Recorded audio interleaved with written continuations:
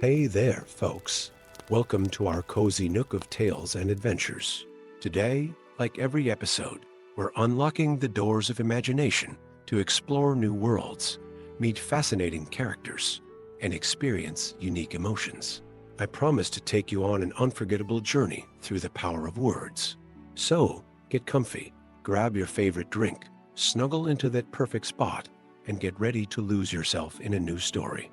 Leave the outside world behind for a while and dive with me into the depths of storytelling. If you enjoy our content and want to support the channel, consider hitting that subscribe button and giving the video a thumbs up. Now, without further ado, let's dive into today's story. The crystal spires of Tanaquetil pierced the golden sky of Valinor like divine thoughts made manifest, their surfaces catching the eternal light and fracturing it into rainbows that danced across the hallowed grounds. At the highest peak, where the air itself seemed woven with whispers of creation, Gandalf stood before the throne of man, Lord of the Breath of Arda. No longer gray, no longer even white, but luminous with his restored Mire essence, Olrin, as he was known in this realm beyond mortal comprehension, bowed his head in reverence. The song falters. Man's voice resonated not through the air, but through the very fabric of being. A cord has been severed before its resolution. Gandalf lifted his gaze to meet the unfathomable eyes of the Elder King. Though he had returned to Valinor victorious after the fall of Sauron, peace had eluded him. Dreams of fire and shadow had followed him even to these blessed shores.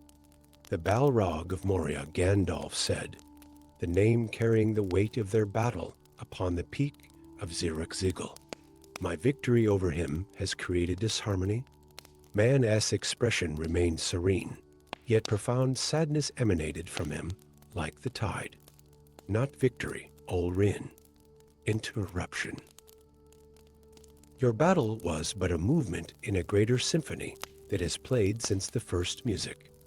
Now, the composition cannot reach its intended crescendo. A shimmering veil appeared between them, and within it, Gandalf saw the cosmos as a vast tapestry of light and shadow, order and chaos, interwoven in patterns too complex for even his enhanced perception to fully comprehend. Yet at the center, a ragged hole pulsed like an open wound, leading dissonance into the harmony. The balance of fundamental forces wavers, man continued. What was sundered must be reconciled. You must journey to the caverns of awaiting, where the essence of the fallen awaits restoration. Gandalf felt a tremor of apprehension. The caverns of awaiting, the place where corrupted Mire were held in contemplation after their physical forms were destroyed, neither punished nor redeemed, but suspended in reflection until they found their way back to the music. You wish me to face the Balrog again? To finish what was started. Not to finish, Olrin, man corrected gently. To begin anew. The one you knew as the Balrog of Moria was once a Ranther, a spirit of fire and creation, a craftsman of the forge like yourself. Before Melkor twisted his passion to destructive ends, the name struck Gandalf like lightning. A Ranther king of flames in the ancient tongue. A name he had never known, yet somehow recognized in the depths of his being. You must help him remember who he was before the corruption, man said. And in doing so, perhaps remember parts of yourself long forgotten. The discord you both created must be resolved by a new harmony of your making. The entrance to the caverns of awaiting opened like a mouth in the silver cliffs at the easternmost edge of Valinor, where the blessed realm's light mingled with the shadows of the outer world. Gandalf stood before it, staff in hand, not as a weapon, but as a guide through the darkness to come. The passageway descended in a gentle spiral, illuminated by crystals that seemed to absorb light rather than emit it. Each step took Gandalf further from the certainties of Valinor and deeper into the realm of memory and possibility. The cavern that finally opened before him defied mortal concept of space. It appeared both vast as the night sky and intimate as a hearth. In its center churned a maelstrom of fire and darkness, not chaotic, but cycling in perfect, pained rhythm, like a heart struggling to beat. Within that storm, Gandalf perceived a presence. "Aranther," he called, his voice echoing not just through the cavern, but through ages past. The storm constricted, focusing into a more defined shape, a silhouette of flame and shadow, crowned with horns of midnight. Eyes like dying stars regarded Gandalf with recognition and ancient hatred. Ol Rin, the voice was thunder and avalanche combined. "Have you come to gloat over your victory? Or does your vengeance require my eternal suffering as well?" Gandalf planted his staff upon the stone floor. "I come seeking neither. I come for resolution for both our sakes, and for the music that binds us." The fiery form convulsed with what might have been laughter. "What would you know of binding?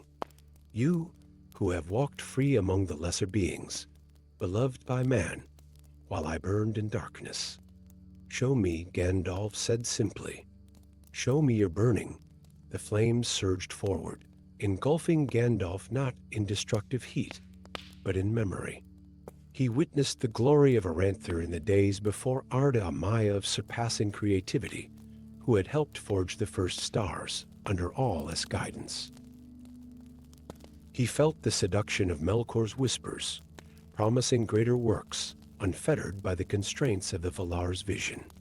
He experienced Aranther's fall not as a single moment of weakness, but as a gradual straying from harmony, each compromise seeming reasonable until the corruption was complete. Through millennia of darkness in Utumno and Angband, through the War of Wrath, and the long hiding beneath Moria, Gandalf lived Aranther's existence in moments that stretched like eons. When the vision released him, Gandalf found himself on his knees, tears streaming down his face. "Now you understand." Aranther's voice had changed, tinged with something almost like regret. Not completely. Gandalf rose. "But enough to know what man asks of us both. We must walk the path of memory together, not just yours, but mine as well. We must find the moment where our songs diverged and reweave them." "Impossible," Aranther growled. "What's done cannot be undone, not undone." Gandalf extended his hand toward the flaming form. "Transformed." As coal becomes diamond under pressure, so might our discord become harmony. A tendril of flame reached tentatively toward Gandalf's outstretched fingers. "How?" The single word contained ages of weariness. "The Forge of Souls lies at the heart of Gandalf explained. "A place where the echoes of the first music still resonate purely. If we can reach it together, we might reshape what was broken." The flame hesitated, then solidified into a hand of shadow and fire that clasped Gandalf's own. "Then let us forge, Ol Rin.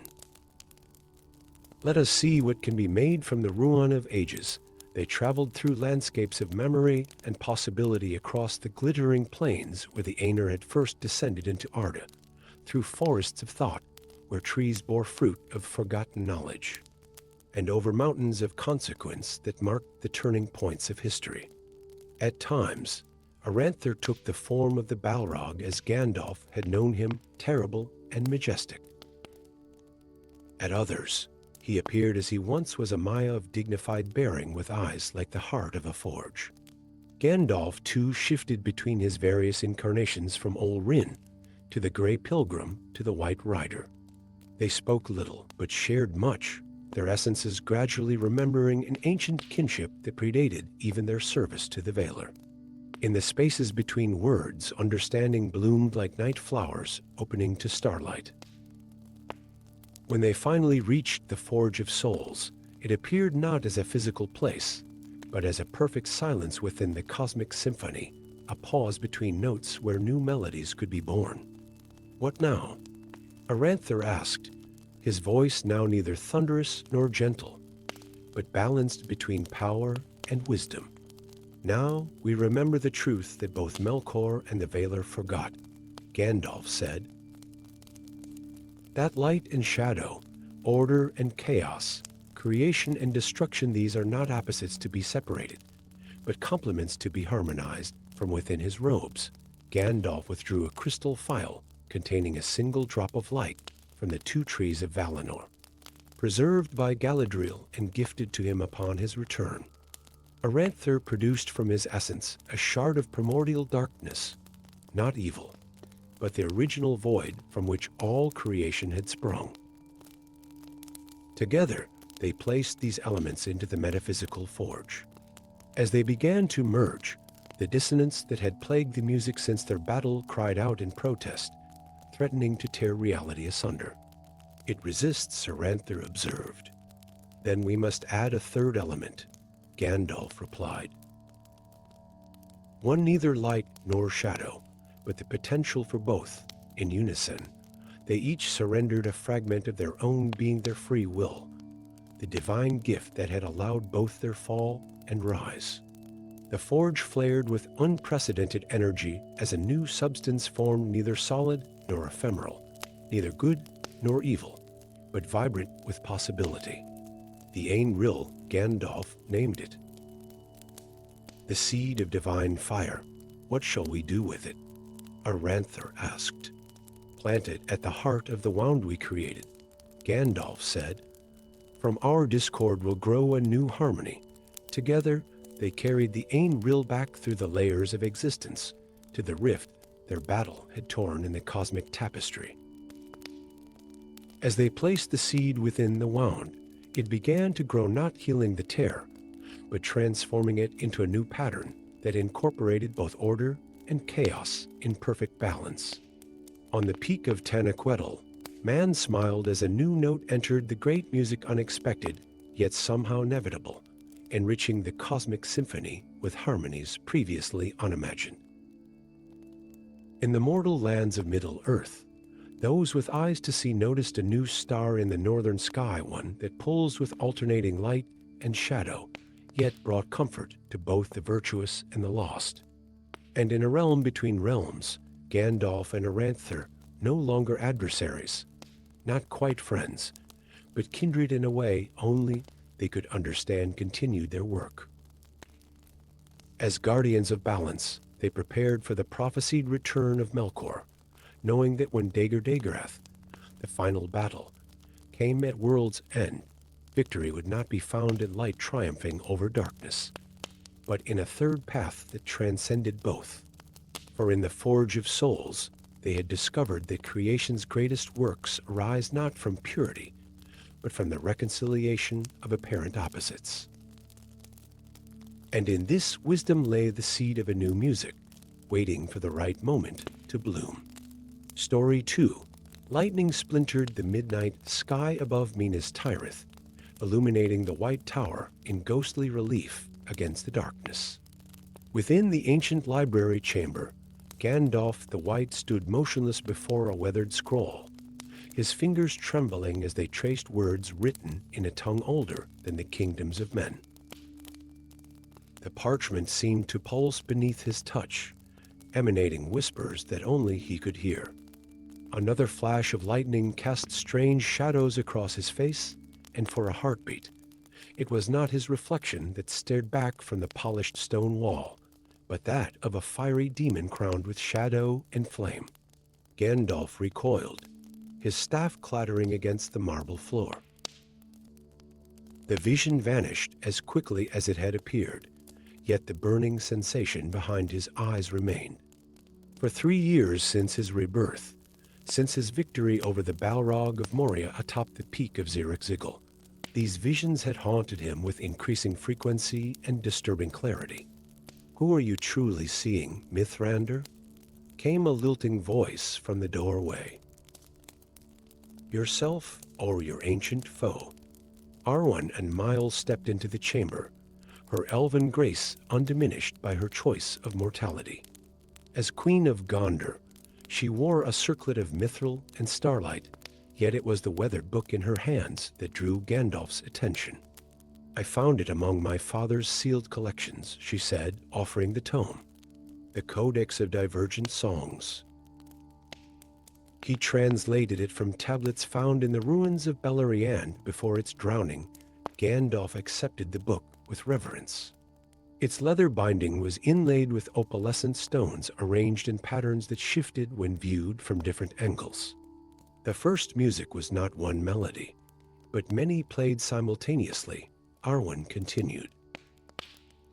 Elrond believed that when Ilúvatar brought the world into being through song, multiple harmonies were created, multiple paths of what might be. Gandalf's eyes widened as he read the ancient text.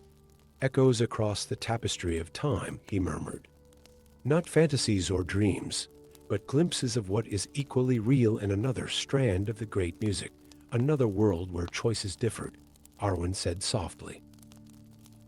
Where perhaps I fell to darkness," Gandalf whispered, and the Balrog rose as light.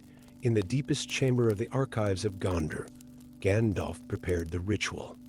Círdan's ring, Narya, glowed upon his finger like a captured star as he arranged 7 mirrors of polished obsidian in a perfect circle. Each had been recovered from different corners of Middle-earth, from the depths of Moria, the ruins of Angmar, the abandoned halls of Erebor, the silent chambers of Dal Guldur, the hidden grottos of Minhirith, the forgotten shrines of Ron, and the ice caverns beyond the Grey Mountains. "This is folly," warned Faramir, who stood guard at the chamber entrance. "To deliberately seek communion with a Balrog, even one beyond death, not communion," Gandalf corrected. "Clarification. The walls between worlds grow thin, Faramir. If I do not understand these visions, the consequences may be far graver than my discomfort with that."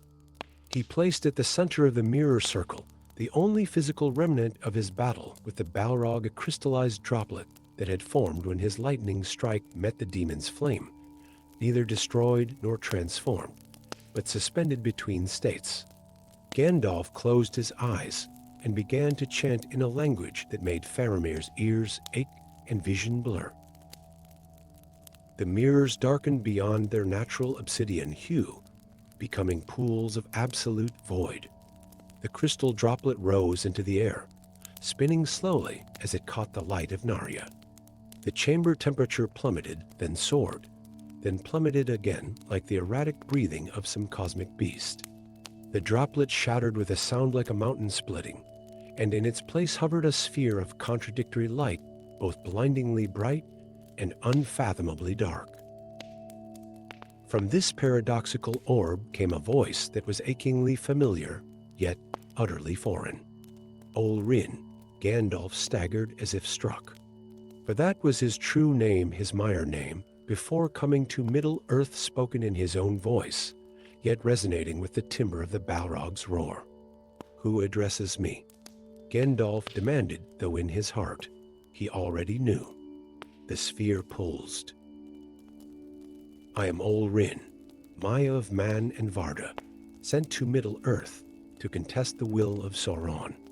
In my world I was called the White Pilgrim. Impossible," Faramir breathed, drawing his sword despite himself. "Not impossible," Gandalf replied. "A reflection. A harmony played in counterpoint to our own." He addressed the sphere directly, and the one I knew as the Balrog of Moria. "In your world, what was his name?"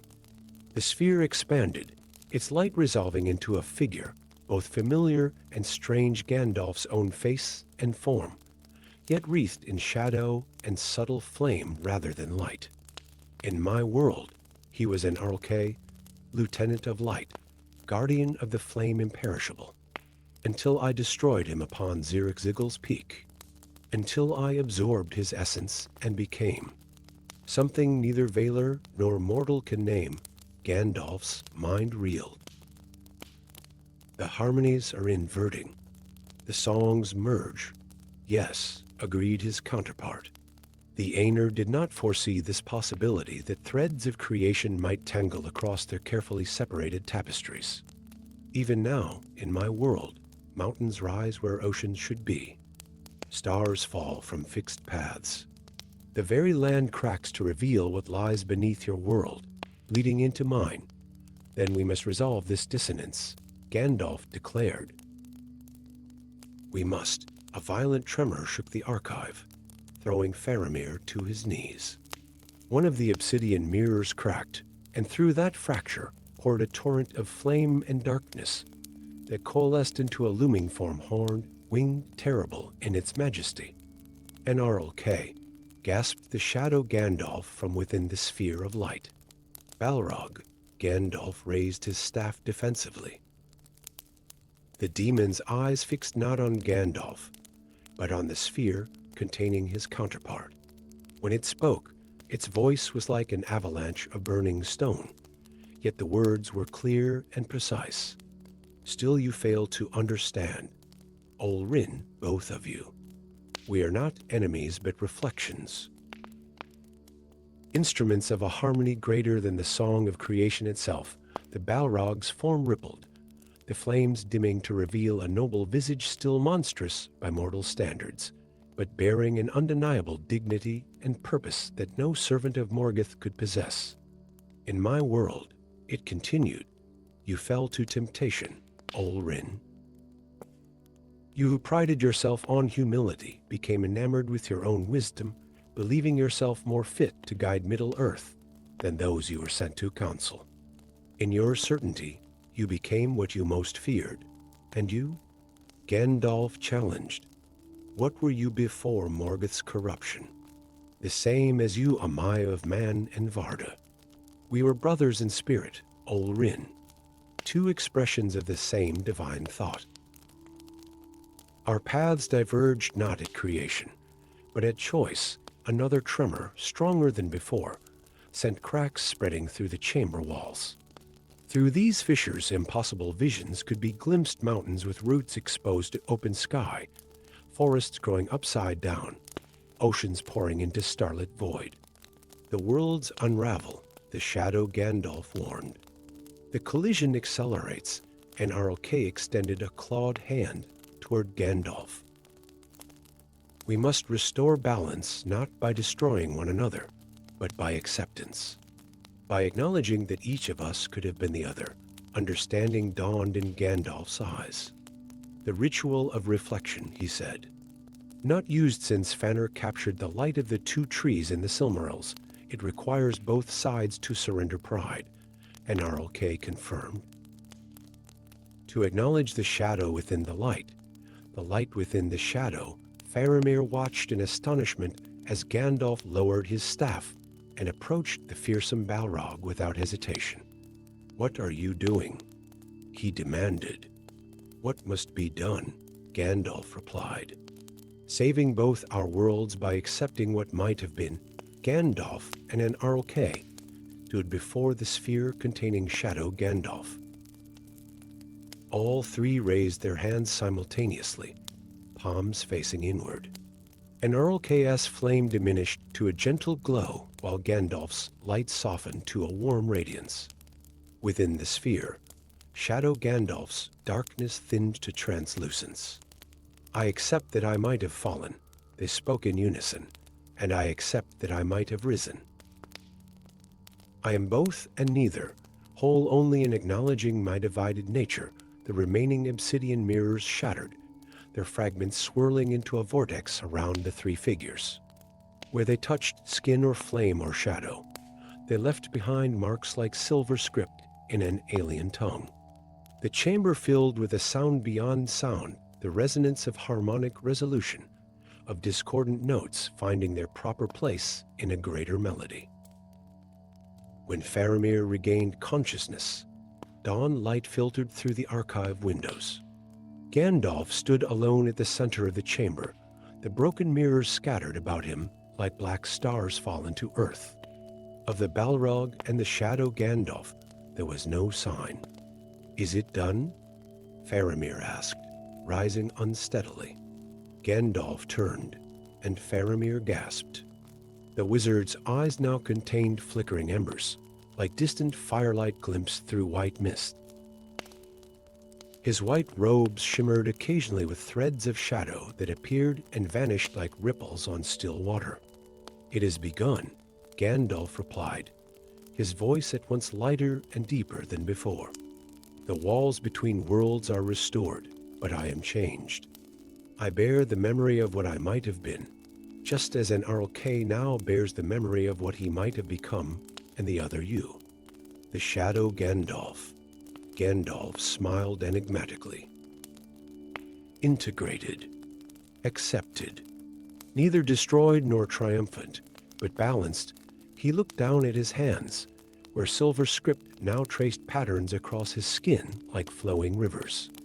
"I understand now what the Valar could not tell us, that good and evil, light and darkness, order and chaos are not absolute. They are perspectives, reflections in a mirror that shows only what we expect to see." He gathered his staff, which now bore spiraling patterns of silver where once it had been smooth. "Come," he said to Faramir. "We have much to prepare. The balance is restored, but it is fragile." And somewhere beyond the circles of this world, Melkor stirs in the void, sensing the momentary weakness between realities. "Is that not cause for despair?" Faramir asked. "No," Gandalf replied, the ember light in his eyes brightening. "It is cause for hope.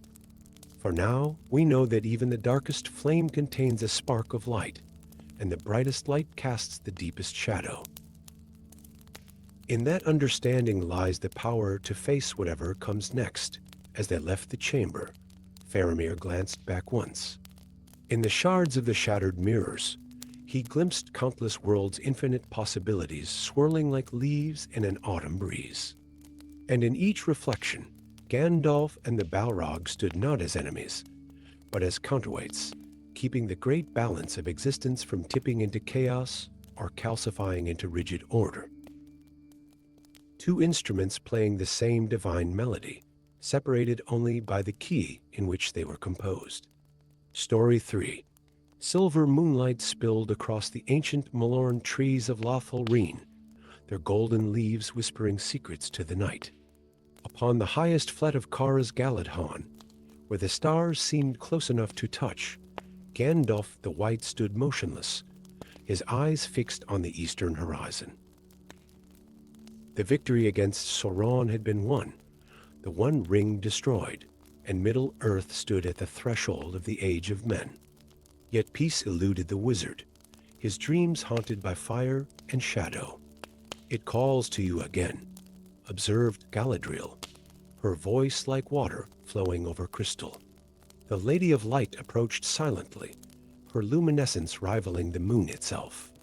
The echo from Zirak-Zigil. Gandalf's fingers tightened around his staff of rowan wood. 3 years have passed since I fell with the Balrog of Moria," he replied, his voice carrying the weight of countless millennia.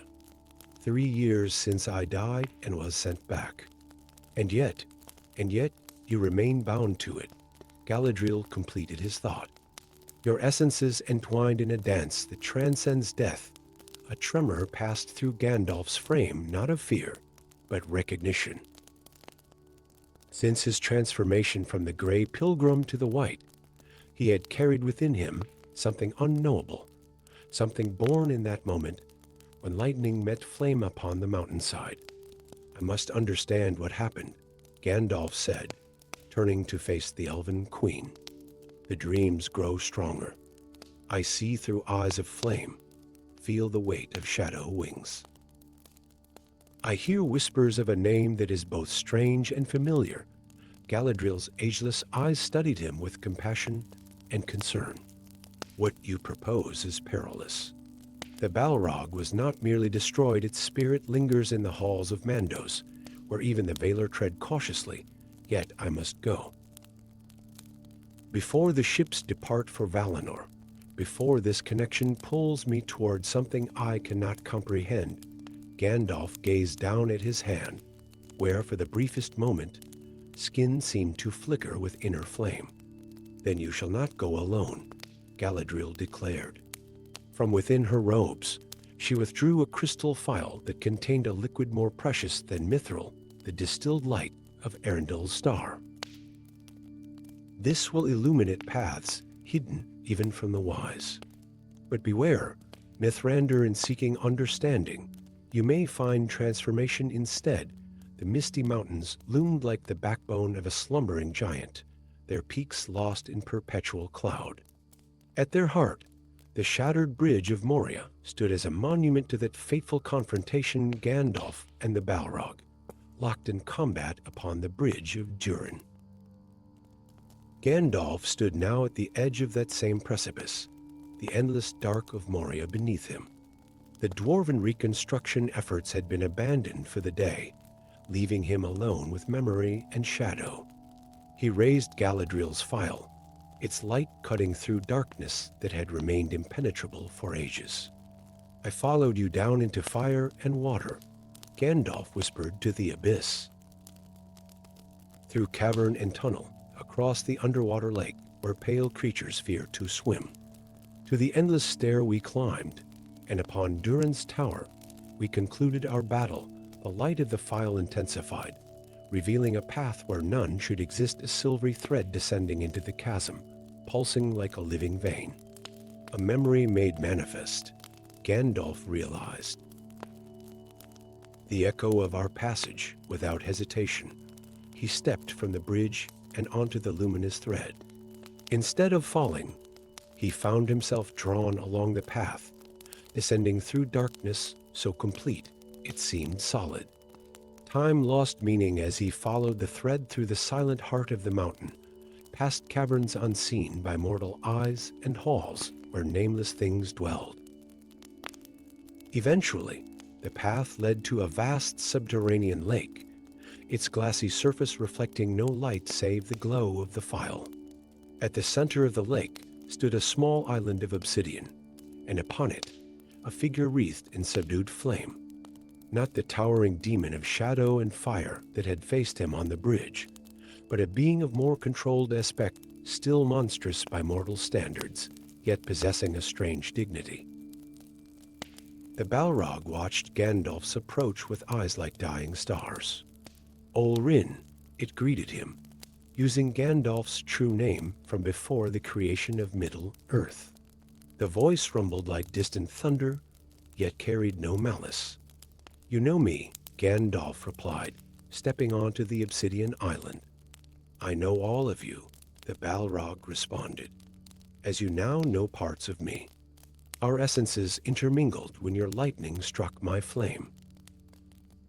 When we both fell beyond life and death, before the Valar returned you to the world, Gandalf studied his ancient adversary with new eyes. You are not as I remember you, nor am I as I was. Death has a way of stripping pretense, does it not?" The flames surrounding the Balrog shifted, revealing glimpses of another form beneath something almost fair, almost familiar. "Before Morgoth twisted my purpose, I too was Maya. I too served the will of Ilúvatar. You have a name?" Gandalf realized. "Not just Balrog or Durin's Bane. I had many names across the ages. But first, it was Khazad-dûm, Flame of Light, servant of all the smith." The Balrog's eyes dimmed momentarily with something akin to sorrow. "Until Melkor showed me how to forge weapons instead of wonders, how to burn rather than illuminate. Why have you called me here, Khazad-dûm?" Gandalf asked, though in his heart he already suspected the answer. "Because we are not finished, you and I. Our battle was interrupted, not concluded." The Balrog gestured to the lake surrounding them. "Do you know where we are, Olrin?" Gandalf gazed into the perfectly still waters and saw not their reflection, but countless stars, not the stars above Middle-earth, but the first stars of creation, before the shaping of Arda. "The waters of sight," he breathed. "A pool that reflects not what is, but what truly matters, indeed. And what it shows us now is the truth of our connection." Look deeper. Gandalf knelt at the edge of the obsidian island and peered into the cosmic reflection. The stars shifted, forming patterns, two luminous beings dancing among the first moments of creation. One brilliant with purpose, one burning with potential. Not adversaries, but counterparts. We were created as balance, Gandalf whispered in realization. Light and fire, wisdom and power, two instruments playing different parts of the same divine harmony, the Balrog confirmed. But the Valar, in their caution, kept us separate. Melkor, in his rebellion, corrupted my purpose. And now, after all these ages, our conflict has accidentally accomplished what was always intended. Our essences recognize one another as complementary, the dreams. The connection I feel, yes. But it is more than that. Look again. The waters shifted once more, revealing a new vision. Dark figures watching from beyond the circles of the world, entities neither Valar nor Maiar, ancient beyond reckoning. What are they? Gandalf asked, though dread filled him at the sight. The Watchers at the edge of time, Kaelanar replied. Beings who feed on eternal conflicts, who sustain themselves on the energy of perpetual opposition. They have manipulated the song of creation itself, ensuring that light and shadow, order and chaos never find reconciliation, for in that eternal struggle they find nourishment, and our battle was meant to continue this cycle, Gandalf concluded. A wizard and a Balrog, opposing forces locked in combat until the breaking of the world, but in death, we glimpsed truth. In rebirth, you carried a fragment of my essence back into the world. And now they know their design is threatened. The obsidian island trembled beneath them as the waters of the lake began to churn. From the depths emerged ethereal tendrils of anti-light, reaching toward both wizard and Balrog with hungry purpose. They come, Kaelanar warned, flames intensifying. The Watchers do not relinquish their pawns willingly. Gandalf raised his staff, which blazed with white fire. What must we do? What was always intended, before time was bent to serve their hunger? We must complete the dance not as adversaries, but as counterweights in the great balance. The Balrog extended a hand wreathed in purifying flame rather than consuming fire. After only a moment's hesitation, Gandalf clasped it with his own. Light and flame intermingled, neither overwhelming the other, but flowing in patterns of increasing complexity. The waters of sight rose around them in a spiraling column, reflecting not stars now, but the infinite possibilities of creation unbound from the Watcher's influence. Together, Wizard and Balrog rose within this column of cosmic potential, their forms shifting, Gandalf's light taking on aspects of flame, Kaelanar's fire tempered by wisdom. The tendrils of anti-light recoiled from this union, this harmony they could neither predict nor consume. Through the halls of Mandos we must journey. Kaelanar's voice resonated within Gandalf's mind. To discover the truth of our origins and the purpose the Astari were truly sent to fulfill, the elves sail west, seeking the undying lands, Gandalf replied. But our path lies deeper still, beyond Valinor itself. Yes, to the foundations of where the first notes of the great music still echo. Where we may yet rewrite the harmony that has been corrupted. As they ascended through layers of reality, the boundaries between them blurred further. Not a merging of identities, but a recognition of essential complementarity to expressions of a single divine intention. Far below, the Watchers screeched in thwarted hunger, their manipulations of countless ages threatened by this unexpected reconciliation. But their cries faded as Wizard and Balrog passed beyond their reach, leaving Middle-earth behind. In Lothal Reen, Galadriel stood beside the empty robes of Gandalf the White, which had fallen to the flet like shed leaves. No trace remained of the wizard's physical form, yet the air hummed with purpose rather than loss. It has begun, she whispered to the night. The third path is opened. Above, the stars of Middle-earth shifted almost imperceptibly, forming patterns unseen since the First Age. And in distant lands, dreams came to elves and men like visions of a new harmony, taking shape beyond the confines of the world they knew. In Gondor, the white tree put forth blossoms of gold and silver that glowed with inner light. In the glittering caves, dwarves discovered veins of a metal previously unknown, neither mithril nor gold, but something that sang when touched. And in the remains of Mordor, green shoots emerged from ash, bearing leaves that flickered like gentle flame. Signs and wonders, heralding not an ending but a transformation. For in realms beyond mortal comprehension, a wizard and a Balrog danced as they were always meant to, not as enemies, but as necessary counterpoints in the endless symphony of creation. Their journey had only just begun, but already its echoes reshaped the world they had left behind. The Watchers still lurked at the edges of existence, their hunger undiminished. But for the first time since the breaking of the lamps, they knew uncertainty. For the dance of balance had been remembered at last, and in that remembrance lay the seeds of their undoing. Story 4.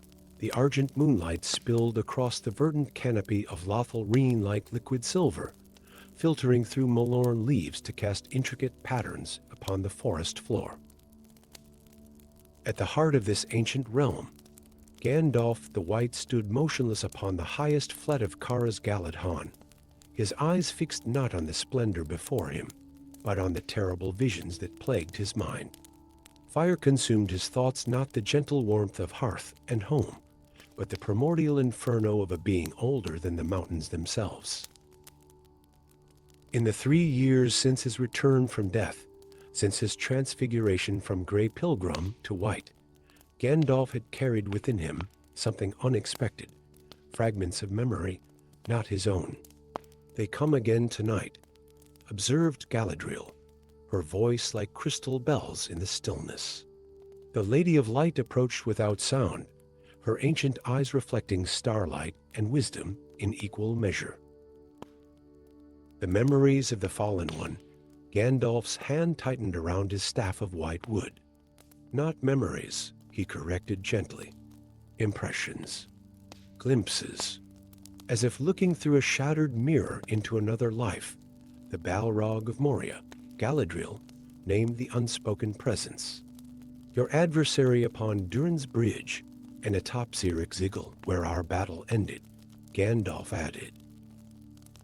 He turned to face the Elven Queen, his expression troubled beneath his snowy beard. Yet, I begin to wonder if what I vanquished was truly as we believed.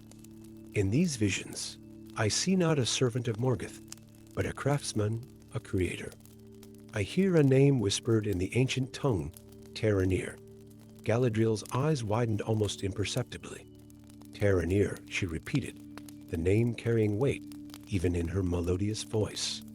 High Fire, master of the forge. One of the mire of all, lost in the first days of Arda. Lost, Gandalf echoed.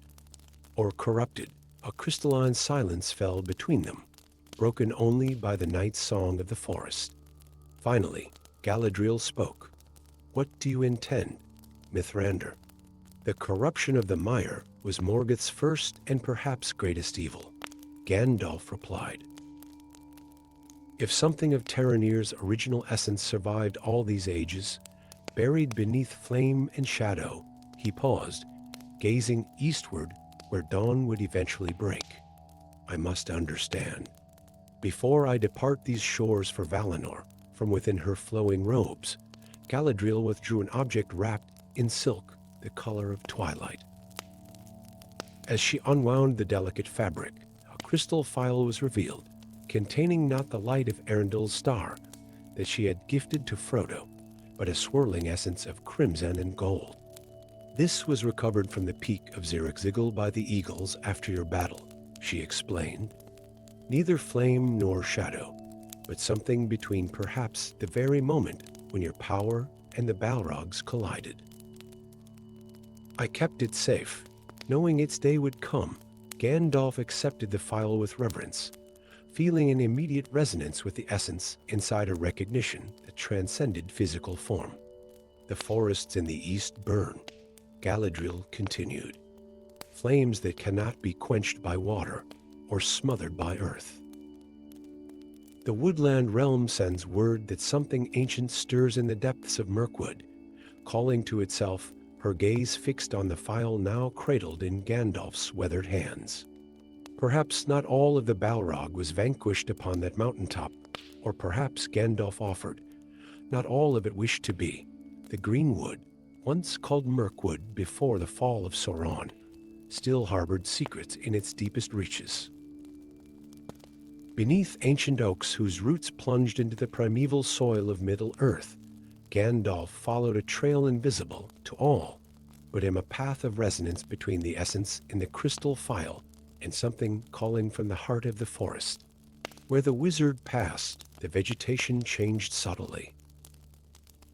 Some plants recoiled as if in memory of ancient terror, while others, particularly those with affinity for heat and light, seemed to reach toward him with unusual vigor. Even the forest sound altered in his presence, the usual chorus of life falling silent, as if in anticipation. After 3 days' journey, Gandalf reached a clearing unlike any other in the Greenwood. Perfect circular in shape, its circumference was marked by 7 standing stones of obsidian, their surfaces etched with runes older than any elven script.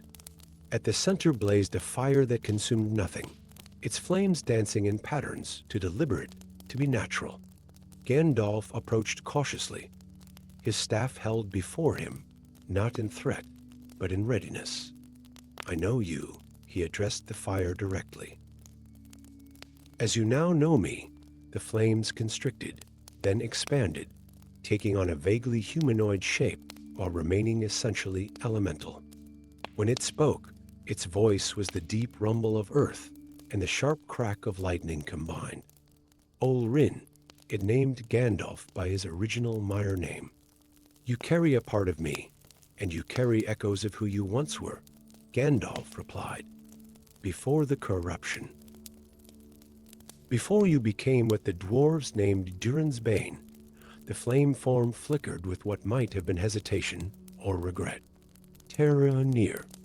I was Taranir, servant of all, master of craft and creation, the fire from which springs art, not destruction," Gandalf acknowledged, lowering his staff and removing the crystal phial from within his robes.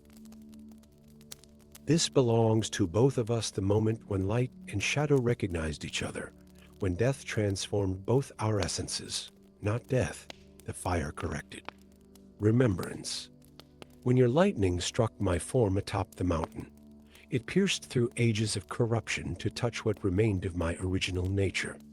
In that moment, I remembered."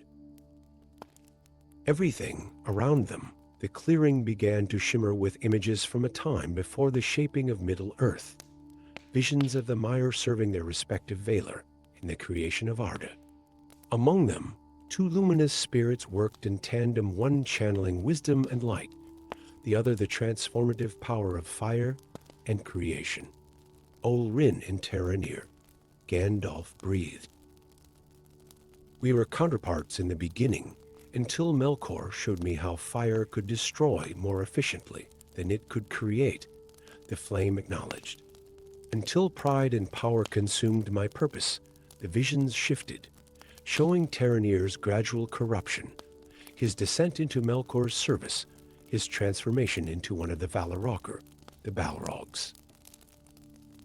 Millennia of darkness followed, of serving shadow rather than light, until finally the fateful confrontation upon Durin's Bridge. And now?" Gandalf asked, raising the phial toward the flame. "What do you seek? Completion. Redemption, perhaps, though I dare not hope for it." The flame shape seemed to kneel. "The essence you carry is the last uncorrupted fragment of who I was. Without it, I am neither Balrog nor Maya, but something between a being of memory and regret. Gandalf considered the request implicit in the flame's words.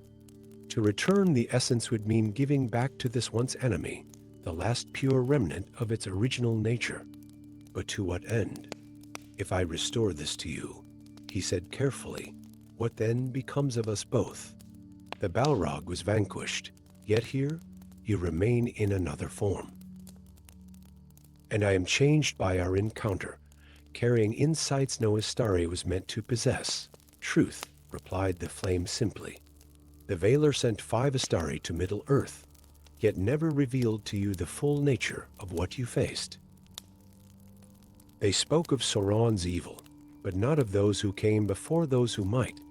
With the right intervention, remember their first purpose, the standing stones around the clearing began to glow from within, revealing patterns of light that connected them to the stars above in precise constellations. A doorway of sorts was forming a path between realms. The fires spreading through the eastern forests are not of my making, the flame continued. They are harbingers of a greater threat, remnants of Morgoth's first lieutenants, sensing the waning of the elves and seeking to fill the void left by Sauron's fall, and you would stand against them. Gandalf asked, skepticism evident in his tone. You who once counted yourself among their number? I would remember, the flame replied with quiet dignity. And in remembering, perhaps prevent what comes. But I cannot do so as I am fragmented, incomplete, caught between what was and what could be. Gandalf closed his eyes, seeking wisdom beyond his own understanding. In the darkness behind his eyelids, he saw not the expected counsel of the Valar, but a simple truth, that redemption was the highest form of victory over darkness.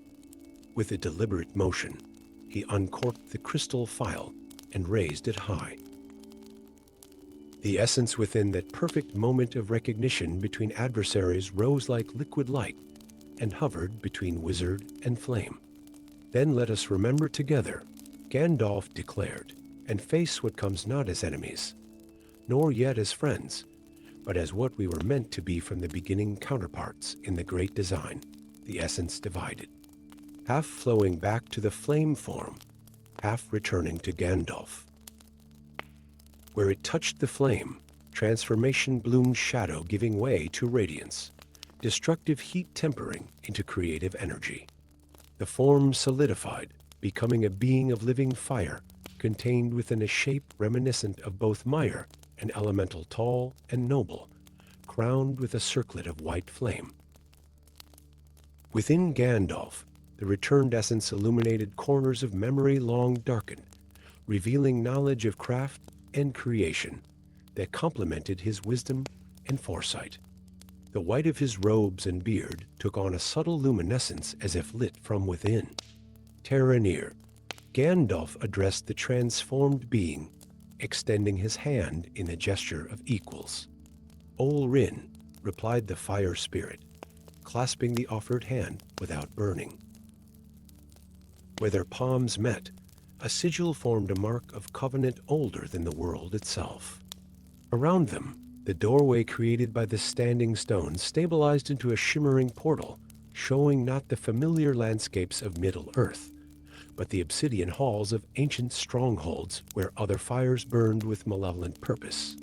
They gather in the depths of Utumno, Taranir explained, his voice now clear and resonant rather than rumbling. The last servants of Morgoth, drawing power from the embers of creation he corrupted. The One Ring is destroyed, but older magic stir artifacts from before the breaking of the world. Then we have little time, Gandalf replied, feeling the weight of a new purpose settling upon his shoulders. The council must be informed.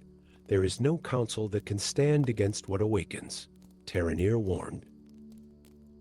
Only those who remember the first music have the power to counter its corruption. Together, wizard and fire spirit turned toward the portal, not enemies, not quite allies, but something history had never before witnessed, a harmony of opposing forces, a reunification of complementary purposes long sundered. Behind them, The forests of Middle-earth seemed to hold their breath in anticipation. Above, the stars of Varda burned with increased brilliance, as if in recognition of a pattern completing itself after ages of dissonance.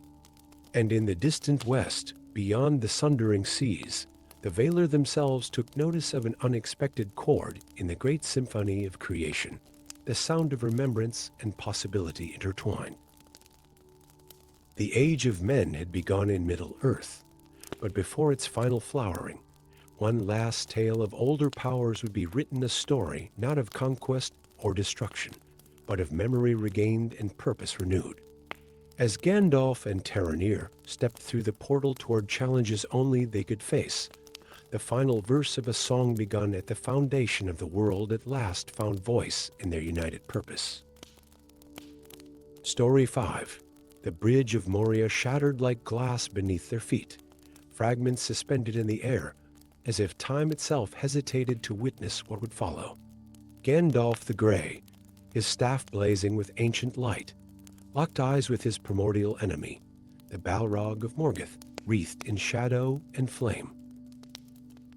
Neither creature of light nor darkness anticipated what happened next, not a fall into the physical abyss that yawned beneath them, but a plunge through the very fabric of time itself.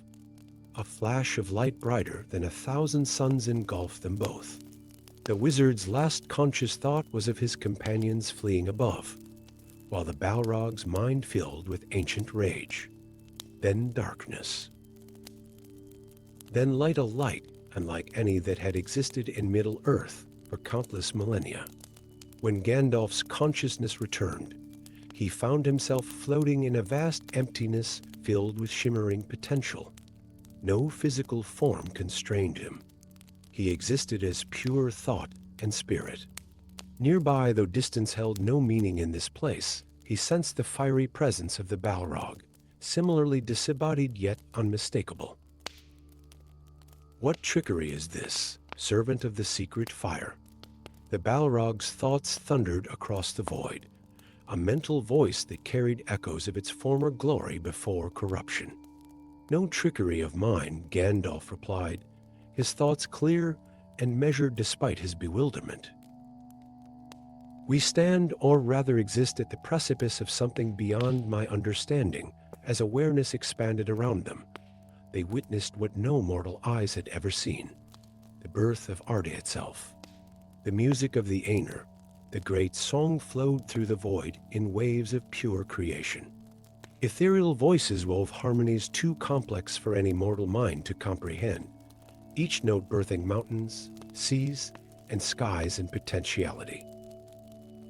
The beginning, the Balrog whispered, ancient memory stirring within its corrupted spirit. The time before time, Gandalf would have nodded had he possessed a physical form. We witnessed the Ainulindel, the music of the Aenir that shaped all creation. They watched in silent awe as the themes of Ilúvatar unfolded, perfect and beautiful. Then came the moment both recognized when Melkor, mightiest of the Aenir, introduced his discordant themes. The music faltered briefly before adapting, incorporating even this rebellion into its greater complexity. I remember the Balrog's thoughts grew distant, tinged with something Gandalf had never sensed from the creature before regret, perhaps. Before corruption. Before flame and shadow. I sang within the harmony. A realization struck Gandalf with terrible clarity. You were among them, the mire who followed Melkor into darkness. I was a render then, servant of the light. The admission held no pride, merely the weight of ancient truth. As you were Rin, their communion was interrupted as they became aware of a subtle shift in the cosmic symphony around them. Several of the Aenir had paused in their music, their vast consciousness sensing the intruders from a future yet to be born. We are becoming visible to them, Gandalf warned. Our presence here is no accident. No, came a new voice, vast and resonant, echoing across the void. It is by design. Before them materialized the form of an Ainu whose radiance outshone all but Ilúvatar himself. Man, who would become Lord of the Breath of Arda, regarded the time travelers with ancient wisdom. Ol Rin, my faithful servant, man acknowledged. And Arander, who will fall and rise as dark flame. You have been summoned across the great circles of time by those who seek to change what must be. Who would dare interfere with the music? Gandalf asked, though in his heart he already knew. A faction among us has glimpsed shadows in the future, the potential triumph of darkness after many ages of struggle. They believe small alterations now could prevent untold suffering. Man's presence expanded. But they do not understand that to change the music is to unmake countless souls yet to be born. The Balrog's thoughts flared with sudden understanding. Our battle at Moria, it creates a resonance that ripples backward through time. A nexus point, man confirmed, when ancient foes become reluctant allies. When fire and shadow learn wisdom, and light learns mercy. This possibility threatens those who have invested in discord around them. The music continued, but now they could perceive subtle currents of conflicting intention among some of the Aener. The creation of Arda proceeded, but certain themes seemed to reach toward them, attempting to ensnare and alter their essences. We must return, Gandalf insisted. Our presence here risks unmaking everything. You cannot return as you came, man explained. The path forward lies through the Hall of Unweaved Time, where past and future meet as threads upon a cosmic loom. There, you must make a choice that will determine not only your fates, but the pattern of ages to come.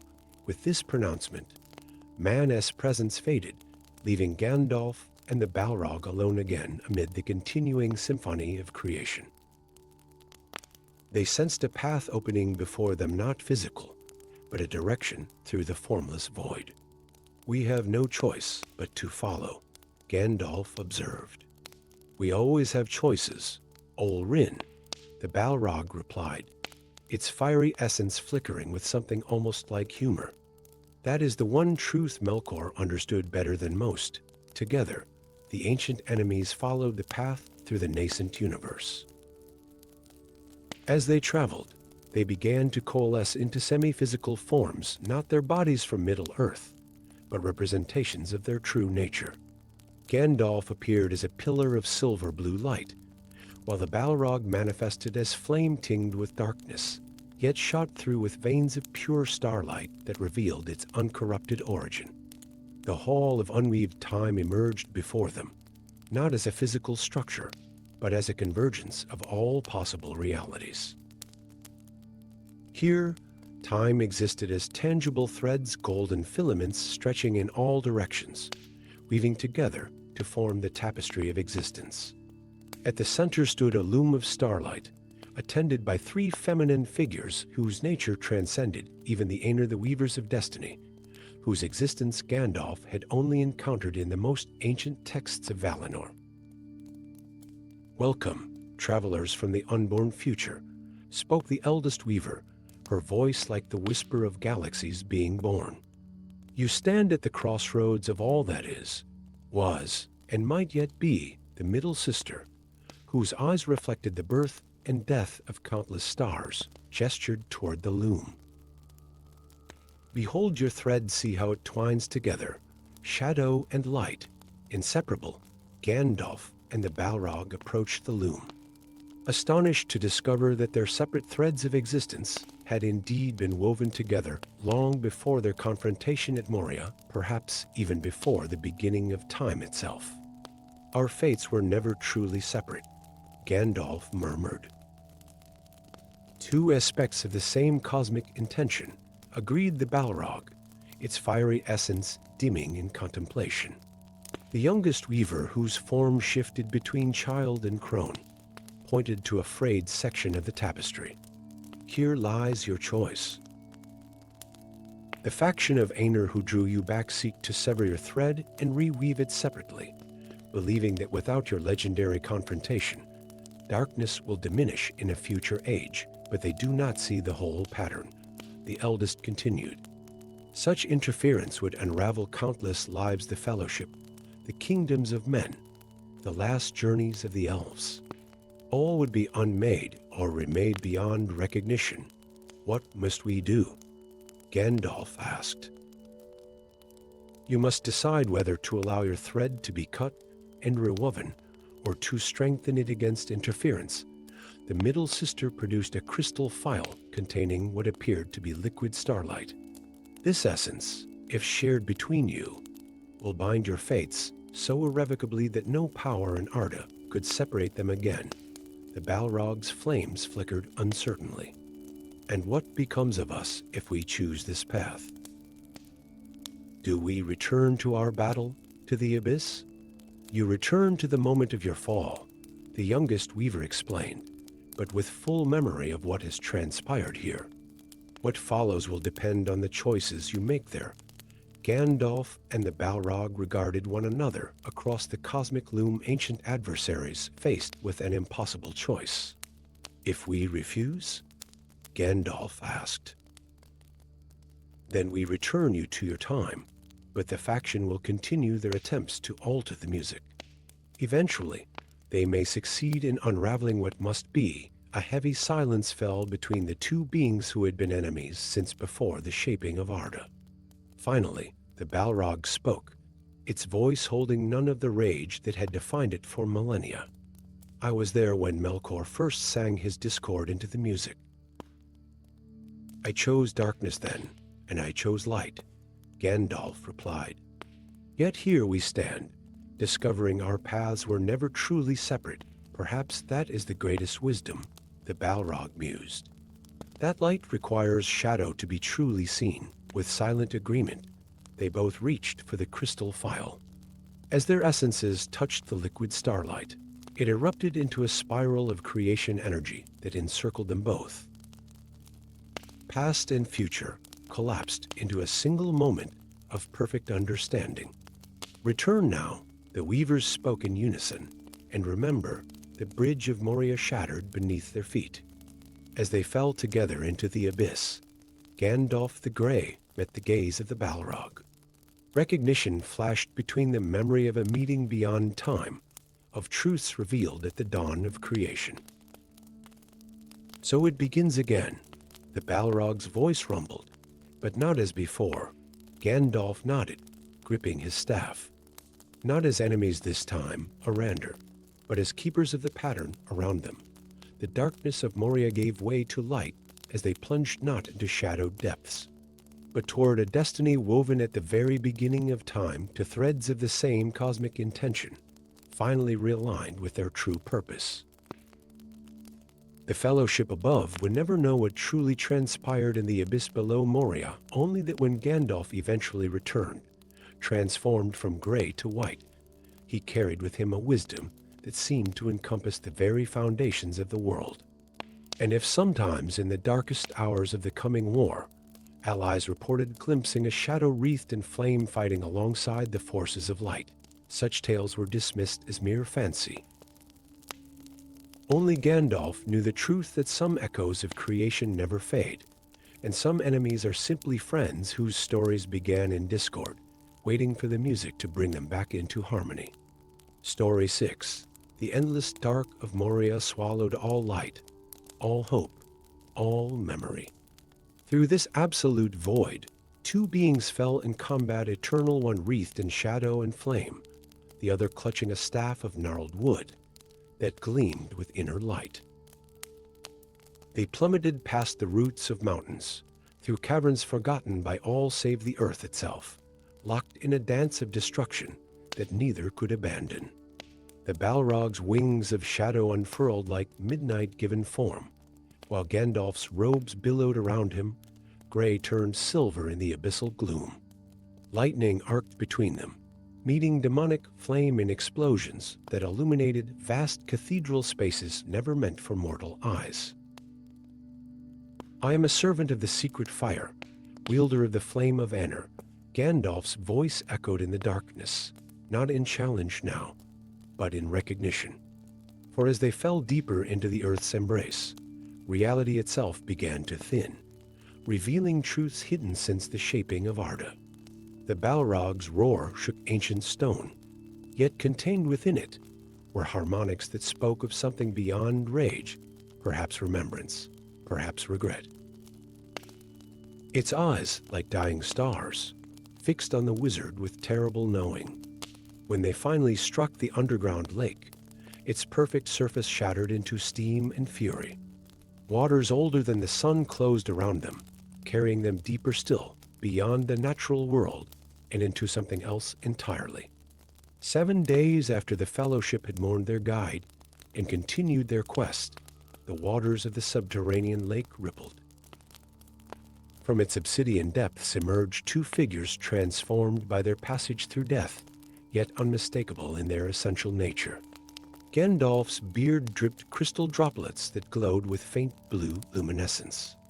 His gray robes had been stripped away, revealing simpler garments of undyed cloth beneath. The Balrog no longer towered in monstrous form, but had condensed into something more contained, still wreathed in flame, still crowned with shadow, yet carrying itself with unexpected dignity. They stood facing each other across the glassy water, breath mingling in the cold air of the cavern.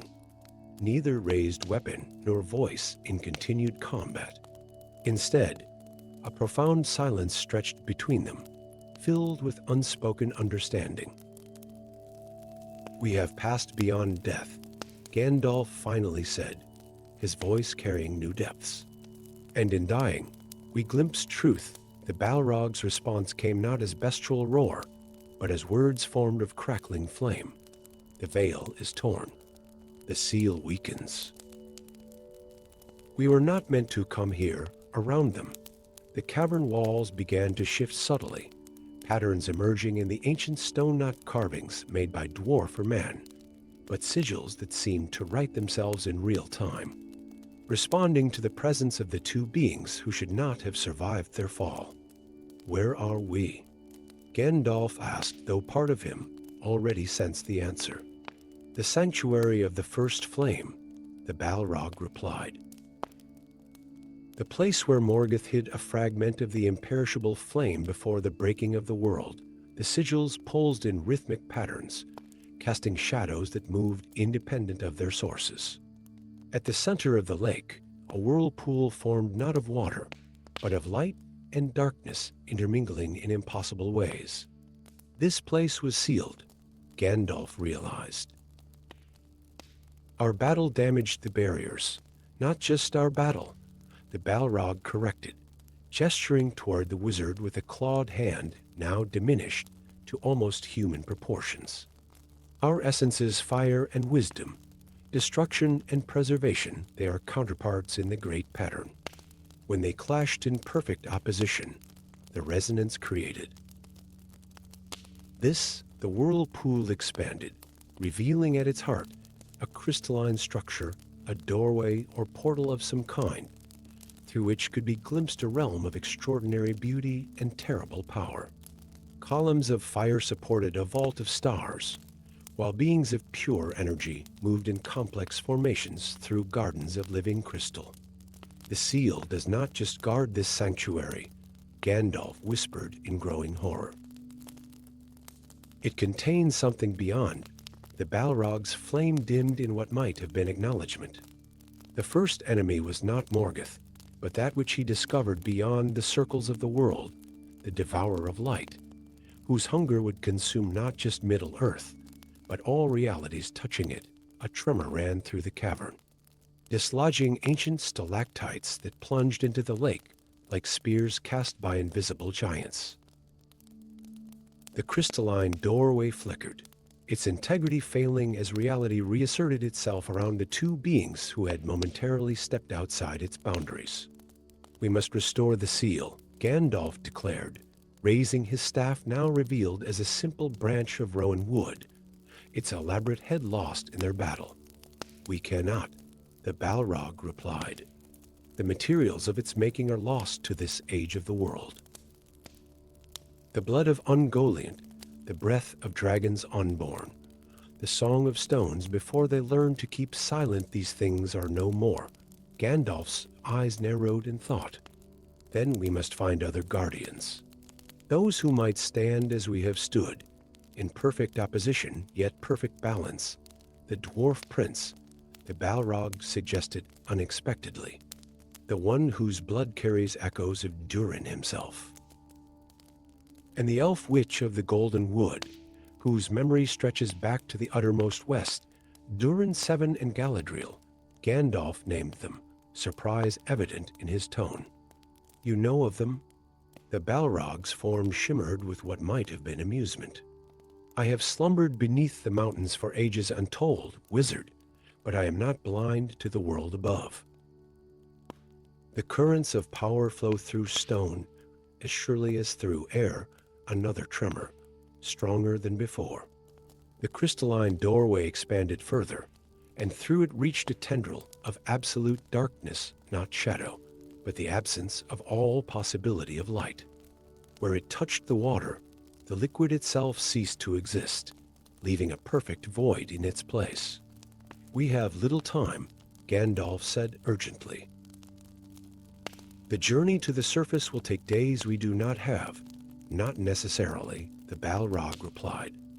Its flames intensified briefly, then contracted, revealing within its chest a pulsing core of fire unlike any natural flame. I carry within me a fragment of the first flame, the very thing Morgoth sought to protect by creating this sanctuary. With it, we might forge a path between spaces, arriving where we must in an instant. At what cost? Gandalf asked, for he had lived long enough to know that such power never came freely. Balance, the Balrog answered simply. I provide the means, you provide the direction. I offer destruction of barriers, you offer preservation of purpose. Together, we walk a knife's edge between. Gandalf considered for only a moment before nodding his acceptance. Then let us begin. I shall seek Durin's heir in the halls of the Iron Hills, while I shall retrieve the Elf Queen, the Balrog interrupted. For only one who has faced the darkness, I represent and emerged unbroken, can stand as proper counterweight in the new seal. She will not come willingly to your call, Gandalf warned. The Balrog's form shifted, compressing further until it stood no taller than a man. Its flames contained within a silhouette that carried echoes of nobility long forgotten. She will recognize what I once was, before corruption. What I might be again, with purpose restored, with deliberate movements. The Balrog reached toward its core and withdrew a small portion of its inner flame, a perfect sphere of crimson and gold that hovered between them. Gandalf extended his hand, and the flame settled upon his palm without burning, pulsing in rhythm with his heartbeat. Speak my name when you have found the dwarf prince, the Balrog instructed. My true name, from before the breaking. And what is that name? Gandalf asked. For a moment, the Balrog's form wavered, as if the question itself caused it pain. Then, with effort evident in every syllable, Valar Ma, Herald of Dawn, I was once called. Before pride led me to Morgoth's service, before I became only Balrog to those who feared me, Valar Ma, Gandalf repeated, the name resonating through the cavern like a bell's toll. Until we meet again, the Balrog Valar Ma inclined its head in solemn acknowledgement. Then both beings turned toward opposite shores of the lake, each carrying a portion of shared purpose, as the crystalline doorway behind them continued its inexorable expansion. In the Iron Hills, Durin 7 woke gasping from dreams of fire and shadow. The young dwarf prince sat upright in his stone chamber, beard barely reaching his chest, eyes wide with visions he could not explain. Upon the wall opposite his bed, impossibly, words wrote themselves in letters of silver light. The seal weakens. The guardian comes. In Lothal Reen, Galadriel paused in her slow circuit of her garden, head tilting as if listening to a distant call. The water in her mirror rippled without wind or touch. forming patterns that had not been seen since the First Age. A single golden leaf fell from the Malorn tree above her, and as it touched the water's surface, it burst into flame that did not consume a flame that whispered of redemption and terrible necessity. In the prancing pony at Bree, the remaining fellowship rested on their journey northward. Aragorn sat apart, pipe and LT, eyes distant with memory of their fallen guide. "He is not lost," said a voice that was both strange and familiar. Aragorn turned to find a figure standing in the shadows, tall and lean, wrapped in a cloak that seemed woven of twilight itself. The stranger's face remained hidden, but from within the hood gleamed eyes that carried the wisdom of ages. "Gandalf," Aragorn whispered, disbelieving. "Not as you knew him," the figure replied, "but returned with purpose renewed. The world teeters on an edge few can perceive, heir of Isildur. While you journey toward Mordor's threat, a greater danger stirs beneath the mountains." "What danger?" Aragorn demanded, hand moving to Andril's hilt. The stranger merely bowed his head. "When the time comes, look to the northern sky. When stars dance out of season and shadow flows against its nature, know that the final battle has begun not of this age, but of all ages since the world's shaping." With those cryptic words, the figure stepped backward into shadow and was gone, leaving only the scent of lightning and stone in his wake. Beneath the mountain, the crystalline doorway expanded further. Beyond it, something ancient and hungry turned its attention fully upon Middle-earth for the first time since its imprisonment. Tentacles of void stuff reached through the weakening barrier, testing, probing, learning. The game of balance had begun anew. Wizard and Balrog, dwarf and elf, all unknowing pieces in a cosmic struggle whose outcome would determine not just the fate of Middle-earth, but the continuance of reality itself. And somewhere in the spaces between worlds, the Valar themselves took notice, their attention drawn by disturbances in the great pattern they had helped to weave. For the first time since they had withdrawn from direct intervention, they found themselves faced with a choice to act or to allow their creation to face extinction at the hands of that which predated even their understanding. The board was set. The pieces were moving. And the abyss beyond the world waited with patience infinite.